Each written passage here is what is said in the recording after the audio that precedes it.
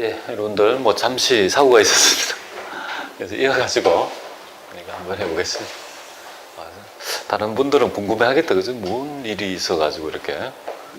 자, 그래 감사나 총무과장인데 왜 감사가 자꾸 절묘해지냐면 우리가 보통 일반적인 회에서는요, 이 재무제표를 뭐 어떤 협회를 지를 때 보면 재무보고서를 감사가 작성해서 보고하거든요, 정기총회.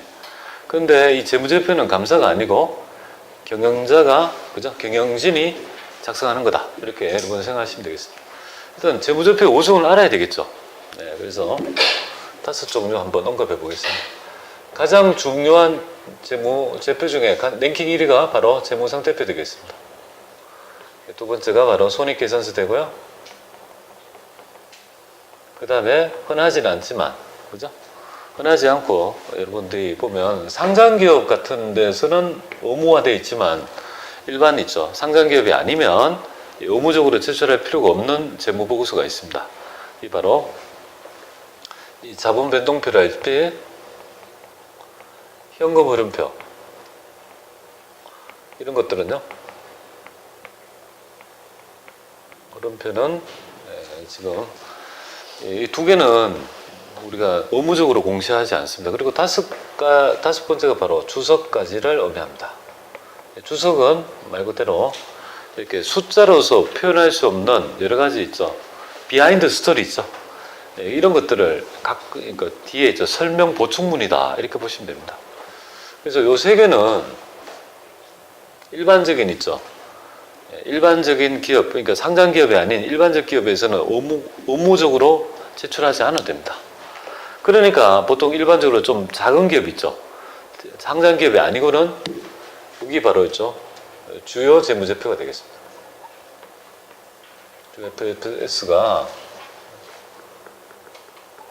주요 FS가 바로 두 개가 됩니다. 그래서 우리 기업 실무에서는요, 그 재무제표 확인을 띄가지고 제출해 주세요라고 하면 재무상태표하고 손익계산서를 의미한다. 추가적으로 만약에 요구하면 이런 것들을 하면 되는데 이런 것들은요 작성하지 않는다 이렇게 보면 됩니다. 세무사무실이나 이런 데 맡기는 분들은 이걸 의미가 없죠. 작성 안 합니다. 두 개만 작성이 된다 이렇게 보면 됩니다. 자, 이런 것들을 작성해서 정부용자한테 주면 정부용자는요 자기의 여러 가지 있죠. 목적에 따라 의사결정할 때 도움이 된다 이 말이잖아요. 그죠? 자, 그런데 여기에서 보면 27페이지 펼쳐 보세요. 27페이지 보면 여기서 보면 회계정보의 질적 특성이라는 요소가 보이죠? 회계정보의 질적 특성. 이게 무슨 말인지 한번 보겠습니다. 이 회계는 결국은 유용한 정보 제공의 목적이죠. 그럼 여기서 이 개념체계에서 나타나는 얘기가 있는데요. 좀 모호하지만 유용하다는 말이 도대체 뭐냐는 있죠. 개념적인 있죠. 하나의 정리가 여기에 체계가 여기에서 쭉 정리되어 있습니다. 엄밀히 따지면 이런 것들은 회계 이론 파트죠. 옛날에 제가 학교 다닐 때 4학년 때 배웠던 것 같은데 4학년 때 회계 이론 파트에서 재미없는 그죠? 뭐 이런 거 있죠. 뭐 아코바시 이런 거 그죠? 뭐 이런 이상한 여러 가지 하여튼 배웠는데 그 얘기 같습니다. 그래서 그 얘기를 우리는 세무 2급에서는 좀 해봐야 되죠, 그죠? 언제까지 유보할 수는 없고요. 회계 1급에서는 간단히 얘기해줘요. 그래서 그 정도만 아시면 됩니다 하는데요. 세무 2급은요, 조금 더 어려운 것보다 약간 더 진도를 내야 될 것 같습니다. 여기에서 보면 아예 주제를 이렇게 보면 되겠죠. 유용한 정보가 되기 위한 있죠. 정보가 되기 위한 요건. 되게 어떤 요건이 있어야지 유용한 정보가 된다는 요건이란 말을 굉장히 어렵게 뭡니까? 요건을 이건 다른 말로 질적 특성이다 이렇게 정의합니다. 질적 특성. 이런 질적인 특성, 요건을 그냥 질적 특성이다 이렇게 얘기해요. 그래서 여러분들이 보면 27페이지에 보면 회계정보의 질적 특성 이렇게 돼 있죠. 회계정보의 질적 특성이란 말은 회계정보가 유용하기 위한 조건이다, 요건이다 이렇게 생각하시면 더 편할 것 같습니다. 자, 그러면 참 모호한 개념을 얘기하죠. 이제 우리가 뜬구름 잡는 얘기를 좀 해보죠. 도대체 어떤 개념이 있어야지만이 유용할 수 있냐, 이런 걸 보는데요. 기본 요건이 좀 필요합니다. 기본 전제가 있고요. 기본 전제는 뭐냐면, 기본적으로 회계 정보를 유용성이 있으려면 알아먹어야 된다 이거죠. 알아먹는 게 뭐야? 이해해야 된다 이거죠. 그래서 기본 전제가 바로 이해 가능성이라는 있죠. 기본적인 질적 특성이 지금 4개 있잖아요. 그죠? 4개를 횡적으로 하지 말고 기본 전제가 바로 있죠. 이해 가능성입니다. 이해 가능성이 있어야 된다. 자, 그걸 바탕으로 해서 있죠. 뭐가 나타나냐면, 어떤 개념이 나타나냐면 바로 있죠. 기본 전제는 이해 가능성이고,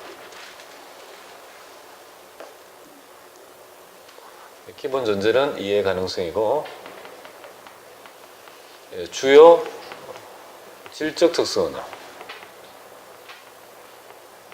2가지 요건이 있어야 된대요. 그 요건이 뭐냐면 바로 2가지 요건이 바로 이 목적 적합성하고요. 목적 적합성하고 신뢰성. 이 2가지 요건이 있을 때, 그죠? 이런 특성이 있을 때, 아, 이거 회계 정보로서 유용하구나. 쉽게 말해서 알아먹어야 되고, 그리고 그 알아먹는 거는 기본인 거. 이 둘 중에 하나라도, 그죠? 이런 특성이 있어야지만이, 둘 중에 하나라도 있어야지만이 회계 정보가 유용하더라 이 말입니다. 유용하기 위한 거다, 그죠? 그러니까 유용한 정보가 되기 위한이죠. 이렇게, 그죠? 이게 전부 다 이게 수밀관에 쭉 내려오는 이론적 개념이죠. 자, 그런데 중요한 거는요, 여기서 좀 알아야 될 점이 이 주요 질적 특성이 서로 화합할 수 없다는 겁니다. 이 2가지 요소는요, 상충 관계에 있습니다. 상충. 이 상충이란 말은 이렇게 되는 거죠. 상충. 서로 충돌한다 이 말입니다. 이거는 상극과 같은 개념이 다른 상극과 같은 개념이에요. 극과 극의 개념이죠. 자, 어떤 개념일까요? 이 궁합이 안 맞는 거죠. 우리가 보통 어떤 물건을, 그죠?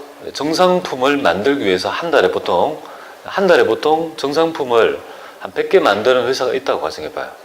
근데 갑자기 150개를 만들어 달래요, 한 달에. 그럼 어떻게 해야 됩니까? 정상품을 만들면 한 달에 만들 수 있습니까?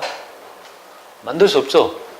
그러면 목적 적합하지 않는 거죠. 내가 원하는 낱개에 못 맞추는 거죠. 근데 낱개를 맞추면 어떻게 됩니까? 분명히 한 달에 정상품을 100개 만드는데 한 달에 150개를 만들면 빨리 하긴 했지만 그만큼 뭡니까? 에러율이, 그죠? 올라가지 않겠습니까? 불량률이. 그러니까 빨리 하는 거와 신뢰성이라는 이 개념은 서로 상충되는 개념이에요. 이 개념이 뭐냐면, 빠르게 정확하게 할 수 있습니까? 그 말이 참 어려운 얘기죠. 빠르게 정확하게 한다는 게 참 말이 안 맞는 거죠. 빠르게 하면 어떻게 됩니까? 정확히 안 되는 거고, 천천히 하면, 그죠? 빠르지 않으면, 그죠? 정확성은 올라가는 개념이에요. 그러니까 빠르고 정확하게 하기는 굉장히 어렵죠. 그죠? 물론 세무일급은 좀 빠르고 정확하게 해야 됩니다. 그게 약간 어려운 부분이 있지만, 일반적으로 이런 거죠. 현실 세계에서는 공부도 전교 1등하고, 미스 코리아 진도 되고, 이런 게 됩니까? 그게 실제적으로 어렵지 않아요. 물론 그런 사람이 있을 수 있지만 그게 참 어려운 거 아니야. 신은 공평한데, 하나님은 재능을 공평하게 줬는데, 공부도 1등하고 미스 코리아에서 1등하고 이거 2개를 하면, 진이라 하면 그게 참 어려운 거 아닙니까? 대부분 그런 사람은 없어요. 물론 그런 사람이 가끔 한 번씩 있죠. 그런데 그런 사람을 뭐라고 합니까? 그런 사람을 공부도 잘하고 얼굴도 예쁘고 그런 사람을 부르는 이름이 있죠. 그런 부류를 뭐라고 합니까? 엄친아? 엄친아라고 합니까? 엄친딸? 엄친딸이라고 합니까? 저는 그런 사람을 보통 재수 없어. 보통 그렇잖아요. 재수 없잖아요. 그런 사람은 다 가졌으면 너무 재수가 없지 않습니까? 누구라고 얘기를 하지 않지만 하여튼 그러니까 다 가질 수는 없다. 그러니까 이 개념이 서로 있죠. 이렇게 상충된다는 개념을 아셔야 될 것 같고요. 그럼 목적 적합하다는 말을 좀 구체적으로 어떤 특성이 있으면 목적 적합한 건지 모호하다. 좀 구체적인 개념이 없니? 이거는 이제 우리 하부 구조라고 하는데요. 그 하부 구조에 세 개의 개념이 있습니다. 이걸 나타내는 하부 구조 세 개의 의미, 그죠? 이걸 신뢰성 나타내는 하부 구조 세 개, 그게 있단 말이에요. 그게 바로 뭐냐면 거기 보면 목적 적합성과 신뢰성 바로 밑에 뭡니까? 두 개는 가지를 펼쳤죠, 그죠? 그래서 이걸 보면 세 가지가 있습니다. 이 하부 구조, 이 하부 구조가 바로 세 가지가 있습니다. 이 첫 번째가 바로 뭐냐면 예측 가치라고 합니다. 예측 가치. 두 번째가 피드백 가치. 세 번째가 적시성이라는 개념으로 설명하고 있습니다. 근데 이 피드백 가치는요, 우리 한국말로 보면, 한국말로 번역을 하다 보면 피드백이란 말은 확인을 한다는 말이거든요. 네, 그래서 이걸 다른 말로 피드백은 확인 가치라고도 얘기합니다. 가치. 자, 이런 가치가 있다면 이걸 목적 적합하다고 보는데요. 가장 목적 적합성에 있죠. 부합되는 중추적 개념은 적시성이 되겠습니다. 적시성 한번 볼까요? 어떤 거냐면, 적시성이라는 말은 적시의 정보를 제공해야 된다는 속성을 얘기합니다. 회계 정보를 이용할 때 있죠. 할 때 그때 정보를 제공해 줘야 된다는 겁니다. 그러니까 배고플 때 젖을 줘야 되지. 배부르는데 애한테 젖 주면요 싫죠? 그러니까 목적 적합하지 않는 거고요. 찻뜨하고 손 흔들면 됩니까? 찻뜨하고 손 흔들면 안 되죠, 그죠? 그러니까 그런 것들을 그죠? 적시성이랍니다. 적시에 정보를 제공해야 될 속성, 이런 것들을 적시성이랍니다. 예측 가치는 뭘까요? 바로 이 회계 정보를 그죠? 이 회계 정보를 통해서 미래를 예측할 수 있는 가치가 있어야 된다는 거고요. 피드백 가치, 확인 가치라는 건 뭐냐면 기존의 회계 정보를 확인 혹은 약간의 재수정을 통해서 있죠. 확인할 수 있는 가치가 있어야 된다. 이용할 수 있는 가치가 있어야 된다. 이런 것들을 의미합니다. 자, 이런 가치가 있으면 이거는 뭐라고요? 목적 적합하다고 보겠다는 개념이야. 그러니까 목적 적합성의 하부 원칙 세 개를 우리는 구분을 해야 됩니다. 그죠? 어떻게 해도 머릿속에, 그죠? 좀 알고 들어가셔야 되는데요. 어떤 분들은 이걸 예피적이라고 외우는 분도 있더라고요. 선생님, 그 예피적 아니에요? 예피적이 뭐예요? 하니까 앞에 이렇게 외웠는데요, 예피적이라고. 아, 그래요? 네. 뭐 그렇게 외우시는 분도 있더라고요. 그래서 하여튼 뭐 어떻게든 이런 의미가 목적 적합한 정보를 나타내는 말이구나. 이걸 아시면 좋겠습니다. 자, 신뢰성도 하부 원칙이 있죠. 세 개가 있습니다. 자, 첫 번째가 바로 표현의 충실성. 두 번째가 바로 있죠. 금전 가능성. 세 번째가 중립성. 이렇게 있죠. 세 개가 나타나는데요. 여기서 여러분들은 알아야 될 점은 뭐냐면 이 표현의 충실성이라는 건 뭐냐면 어떤 회계 정보를 표현할 때 충실하게, 그죠? 나타내야 된다는 속성입니다. 그렇게 해야지만 이 정보가 신뢰성이 있다고 보는 건데요. 여기에서 나타난 규정이 바로 있죠. 수익과 비용은 우리가 손익계산서 만들 때 총액으로 표시한다는 개념, 그죠? 수익과 비용은 상계하지 말고 총액으로 표시해라. 이 말이 바로 있죠. 여기 표현의 충실성에 부합되는 개념이고요. 그 다음에 혹은 주석. 주석을 공시함으로써 그 정보를, 그죠? 표현을 충실히 하는 있죠. 이렇게 도와줄 수 있는 있죠. 그런 의미입니다. 그래서 주석이라는 것도 결국은 표현의 충실성에 부합해서 있죠. 나타난 개념이다. 이렇게 보면 되겠습니다. 금전 가능성은 뭐냐면 이 금전 가능하다는 말은 한 사람이 주사위를 10번 던져서 유사한 결론에 도달할 확률을 얘기하는 게 아닙니다. 여기서 중요한 개념은 뭐냐면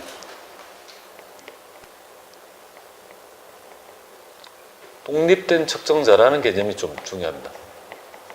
그러니까 독립된 측정자가, 그러니까 10명이 주사위를 던져가지고 유사한 결론에 있죠. 다다를 수 있는 그런 속성. 이걸 바로 뭐라고 합니까? 금전 가능성입니다. 그러니까 내가 주사위를 10번 던져가지고 유사한 거 말고 10명이 던져가지고 유사한 결론에 다다를 수 있는 저 확률을 바로 검증 가능하다. 이렇게 봅니다. 그다음에 세 번째가 바로 중립적이라는 말인데요. 이 중립적이라는 말은 편의가 없어야 됩니다. 즉 의도가 없어야 된다. 이렇게 보면 되겠습니다. 이 말이 어떤 의미인지 한번 보겠습니다. 편의가 없어야 된다. 의도가 없어야 된다. 이 말이 어떤 거냐면 우리 편의를 제공해 준다는 말 있죠. 편의를 제공해 준다는 거는 내가 뭔가 편리하게 뭔가를 뒤를 봐준다는 개념이잖아요. 그리고 의도가 없어야 된다는 말이 중립적이라는 개념을 우리가 설명하고 있는데요. 농구 게임을 한다고 가정해봐요. 농구 게임이 있습니다. 그러면 팀이 두 팀 있죠. 근데 심판이 있잖아요. 심판을 두는 이유가 뭘까요? 거기에 있는 그 팀들은 저 심판은 한쪽에 치우침이 없이 의도 없이 편의를 봐주지 않고 중립적으로 뭡니까? 공정하게 이 경기를 그죠? 진행할 거라는 믿음이 있으니까 심판한테 그 심판권을 주는 거 아니겠습니까? 중립적이라는 말이 뭐야? 신뢰한다는 말로 유추하시면 되겠습니다. 아시겠죠? 중립성이 신뢰할 수 있다라고 보시면 이렇게 유추하시면 되겠습니다. 자, 이런 것들을 주는데 가장 회계 1급에서 쉬운 문제가 어떻게 됩니까? 다음 질적 특성 중 성격이 상이한 하나를 고려해봐라. 1번 예측가치, 2번 확인가치, 3번 적시성, 4번 중립성. 그러면서 중립성이 있죠. 다르다. 이렇게 되는 게 있죠. 고전적인 회계 1급이나 세무 2급에 쉽게 나왔을 때 그 출제 패턴입니다. 그런데 조금 어렵게 놓으면 어떻게 됩니까? 이런 영향을 받아가지고 나타난 회계처리 있죠. 그러니까 즉 이 말은 뭐냐면 어떤 회계 기준을 정할 때 이런 특성을 고려할 거 아닙니까? 근데 두 개 다를 만족시킬 수 있는 회계 기준은 없는 거야. 회계 기준은 이 특성의 선택의 산물이라 보시면 되겠습니다. 시대가 목적적 합한 정보를 원하면 어떻게 됩니까? 이쪽으로 치우치는 거야. 시대가 그죠? 신뢰성 있는 정보를 요구한다면 이쪽으로 가는 거예요. 그거는 바뀔 수 있습니다. 그래서 70년대의 우리 회계가는요, 신뢰성을 강조하는 회계 처리를 굉장히 강조했었습니다. 근데 지금 현대적으로는 뭐다? 이쪽 사고관입니다. 목적적 합성을 중시하는 사고관으로 변화합니다. 그래서 가장 여러분들이 많이 나타나는 제목에서 가장 중요한 게 바로 공정가치의 평가라는 개념. 그게 이제 우리 회계 기준을 지배하고 있습니다. 가치 변동이 일어났다. 어떻게 하면 자산부채 자본의 공정가치에 건접해서 보고할 거냐? 그죠? 자산부채 자본의 변동이 있으면 언제든지 빨리빨리 그죠? 목적적함한 정보를 어떻게든 보여줄 거냐? 이런 쪽에 굉장히 영향을 받아가지고 회계 기준이 정립되고 있습니다. 이쪽이다. 그러니까 바뀔 수 있는 거죠. 그러니까 좀 어려운 문제가 뭐냐면 어떤 회계 기준이 있죠. 기준은 이쪽 거고 어떤 회계 기준은요. 이쪽 거고 이렇게 되죠. 그죠? 그렇지 않습니까? 그래서 이제 그런 것들을 도대체 구분할 수 있는지를 물어보는 건데요. 그 얘기는 바로 28페이지에 있습니다. 28페이지 하단에 여러분들이 조금 보시고요. 하단에 목적 적합성과 신뢰성이 상충관계 예시라고 되어 있잖아요. 그죠? 서로 어떤 것들이 지금 목적 적합성을 그죠? 가미된 거. 한번 보겠습니다. 자산의 측정. 목적 적합하다는 말은 공정가치가 변동했다라면요. 공정가치 변동을 인식하는 회계 처리하는 공정가치법에 의해서 회계 처리하는 걸 목적 적합하다고 보는 거고, 역사적 원가주의는 뭡니까? 시도 원가주의. 한 번 기록한 자산의 금액은 변동시키지 말자 이거죠. 그러니까 이거는 한 번 변동이 없으니 신뢰성이 또 있고 가치가 변동했으면 그걸 빨리빨리 피드백 해주자면 그건 목적 적합한 거고. 그렇게 이런 것들이 그죠? 발생주의냐 현금주의냐 이거죠. 요거를 이제 해서 이렇게 하는 부분이 좀 어려운 부분이 되겠습니다. 그죠? 그래서 그런 예시를 좀 체크해 주시고요. 그 다음에 이제 부차적 성격으로, 여기 이제 부차적 특성입니다. 부차적 특성으로 요거하고 있죠. 할 때 비교 가능성이라는 개념이 나타납니다. 비교 가능성은 기업 간 기간별 비교의 가능성이 있는데요. 이 개념은 그냥 여러분들이 보면 비교 재무제표 있죠. 정기와 단기를 비교해서 그죠? 어떻게 변화했는지 정기 거와 단기 거를 같이 보고하는 그죠? 그런 것들에 대한 특성이 나타나게 됩니다. 그래서 여러분 머릿속에 있어야 될 개념은 유용한 정보가 되기 위해서는요, 기본 전제가 이해 가능성을 바탕으로 둘 중에 하나의 특성은 돼야 되죠. 두 가지 주요 특성이 뭐냐면 목적적 합하든지 신뢰성이 있어야 되고 그 중에 하나를 만족해야 되죠. 그죠?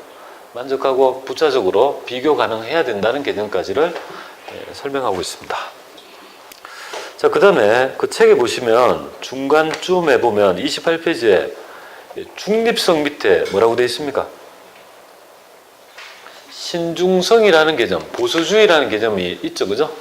거기에 별표해 놓고 출제가 잘 되는 듯 합니다. 그래서 보수주의에 대한 개념. 나중에 우리가 보수주의에 영향을 받은 회계 처리가 상당히 많습니다. 그래서 이 신중성, 보수주의가 일반적인 용어고요. 여기 뭐 신중성의 원리, 신중성, 안정성, 발음이 안 돼. 안전선의 원리, 그죠? 이런 걸로 이렇게 표현하고 있습니다. 저는 보수주의가 뭐냐 이거죠. 우리가 회계 처리할 때 회계 처리를 되도록이면 자산과 부채, 보수주의 개념은 자산과 혹은 수익을 되도록이면 과소계상하자 이 말이에요.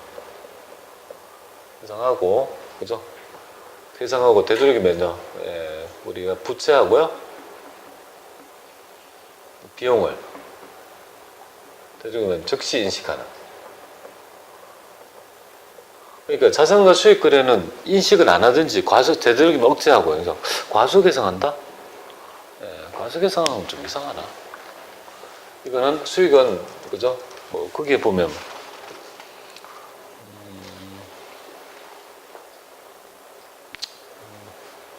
과소계상? 과소계상을 할게요. 거기 보면 의미가 이렇습니다. 우리가 자산과